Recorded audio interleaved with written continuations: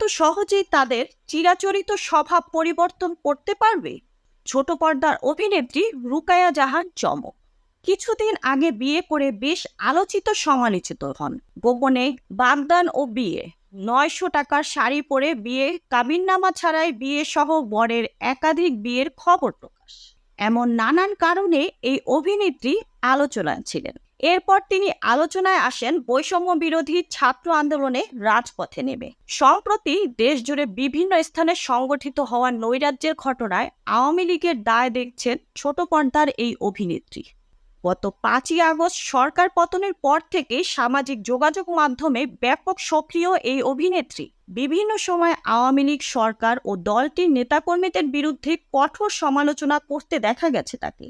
তারই ধারাবাহিকতায় শনিবার 21শে সেপ্টেম্বর এক ফেসবুক স্ট্যাটাসে চমক লিখেন, পাহাড়ের স্বাধীনতার ঘোষণা দিয়ে পাহাড়িদেরকে উস্কানিদাতা কে? চট্টগ্রাম বিশ্ববিদ্যালয়ের ছাত্রলীগ নেতা। বায়তুল মোকাররমের খতিব নিয়ে দুই গ্রুপের সংঘর্ষ, ঘটনার জন্য দায়ী কে? গোপালগঞ্জের হুজুর। চমকের দাবি, কয়েকটা বাস ভাড়া করে গোপালগঞ্জ থেকে লোক নিয়ে এসেছিলেন তিনি।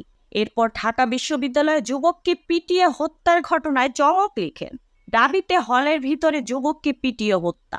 অন্যতম হামলাকারীকে? ছাত্রলীগের সাবেক নেতা, সাথে আরও কিছু শিক্ষার্থী।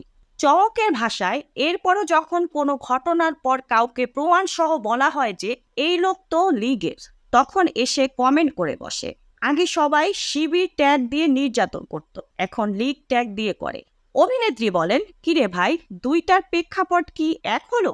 যাদের জন্মগত স্বভাব মারামারি, গ্যাঞ্জাম লাগানো, এরা কি এত সহজেই তাদের চিরাচরিত স্বভাব পরিবর্তন করতে পারবে? চমকের এই স্ট্যাটাসের সঙ্গে অনেকেই একমত পোষণ করেছেন, অনেকে আবার তার সমালোচনাও করেছেন।